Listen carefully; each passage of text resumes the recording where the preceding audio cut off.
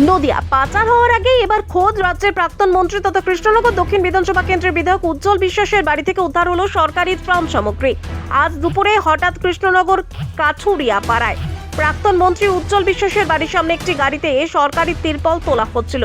সেই সময় সাধারণ মানুষের নজরে আসে। এরপরই সকলে মিলে চড়াও হয় প্রাক্তন মুখ্যমন্ত্রীর বাড়িতে। বাড়ির ভেতরে ঢুকে দেখা যায় বস্তা বস্তা কম্বল, সাদা ধান, কাপড় এবং ত্রিপল। যদিও এই বিষয়ে মন্ত্রীর দাবি, ঈদের আগে এই সমস্ত সরকারি ত্রাণ সামগ্রী এসেছে সাধারণ মানুষের উদ্দেশ্যেই, কিছু দেওয়া হলে বাকি সব দেওয়া হয়নি।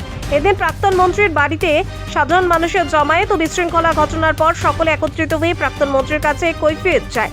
ঘটনার খবর পেয়ে ঘটনাস্থলে পৌঁছয় কৃষ্ণনগর কোতোয়ালি থানার পুলিশ। বর্তমানে পুলিশ বাড়ি থেকে প্রাক্তন মন্ত্রীকে নিয়ে যায় এবং থানার উদ্দেশ্যেই নিয়ে যায়।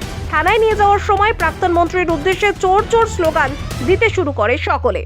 ধরনের লোক তো মানলে তো হবে না, আমার সম্বন্ধে সবাই জানে। সুতরাং মানুষের জন্য কাজ করে নিজে এখানে হাজার হাজার লোককে ভিড়ি করে আসে।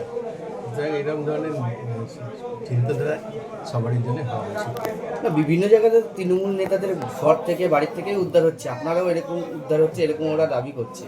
কিন্তু বুঝে না তো যে একটা কিভাবে সরকারি কোটা জিনিস এগুলো সব সরকারি কোটা জিনিস। আস্তে আস্তে আচ্ছা দাদা, এই ত্রিপলগুলো যা দাবি করছে, এই ত্রিপলগুলো কবেকার এবং এই ঈদের আগে ঈদের আগে আপনার কাছে এসেছিল, সেগুলোকে ডিস্ট্রিবিউট করার কথা ছিল?